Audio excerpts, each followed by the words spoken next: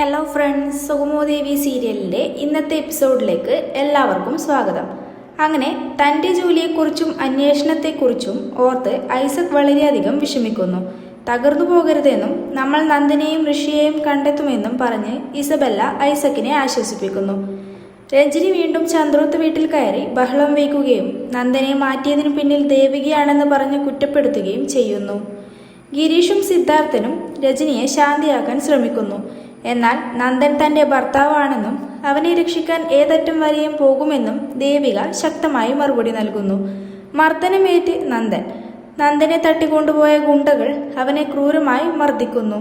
മുഖത്തെല്ലാം തല്ലിയ പാടുകളുമായി നന്ദൻ ബോധമില്ലാതെ വീണ്ടും അബോധാവസ്ഥയിലാകുന്നു.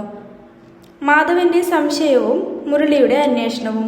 പോലീസിൽ അറിയിച്ചാൽ കേസ് സങ്കീർണമാകുമെന്ന് കരുതി മുരളി സ്വന്തം നിലയിൽ നന്ദനെ അന്വേഷിക്കാൻ നോക്കുന്നു. ഈ സമയം ഫോണിൽ വിളിച്ച ശാരികയോട് നന്ദനെ കാണാനില്ലെന്ന വിവരം മുരളി പറയുന്നു. ഇവരുടെ സംസാരം കേട്ട് മാധവന് സംശയം തോന്നുന്നുണ്ടെങ്കിലും ശാരിക അത് ഒളിച്ചുവെക്കുന്നു. SP-യെ കണ്ട് ദേവിക നേരിട്ട് SP-യെ കണ്ട് പരാതിപ്പെടുന്നു.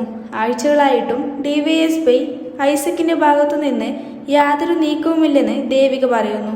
തുടർന്ന് SP ഐസക്കിനെ വിളിച്ചു വരുത്തി ശകാരിക്കുകയും നിശ്ചിത സമയത്തിനകം MLA-യുടെ ഭർത്താവിനെ കണ്ടെത്തിയില്ലെങ്കിൽ സസ്പെൻഷൻ നേരിടേണ്ടി വരുമെന്ന് ഭീഷണിപ്പെടുത്തുകയും ചെയ്യുന്നു.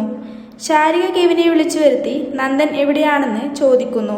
എന്നാൽ തൻ്റെ കൂടെ നന്ദൻ ഇല്ലെന്നും ഇസബെല്ലയും താനും നന്ദനെ അന്വേഷിക്കുകയാണെന്നും കെവിൻ പറയുന്നു. ഈ മിസ്സിങ്ങിന് പിന്നിൽ ചന്ദ്രോത്ത് വീട്ടുകാർ തന്നെയാകാം എന്ന് കെവിൻ സംശയം പ്രകടിപ്പിക്കുന്നത് ശാരികയെ ഞെട്ടിക്കുന്നതോടെ ഇന്നത്തെ എപ്പിസോഡ് ഇവിടെ അവസാനിക്കുന്നു. അടുത്ത എപ്പിസോഡിനായി കാത്തിരിക്കുക.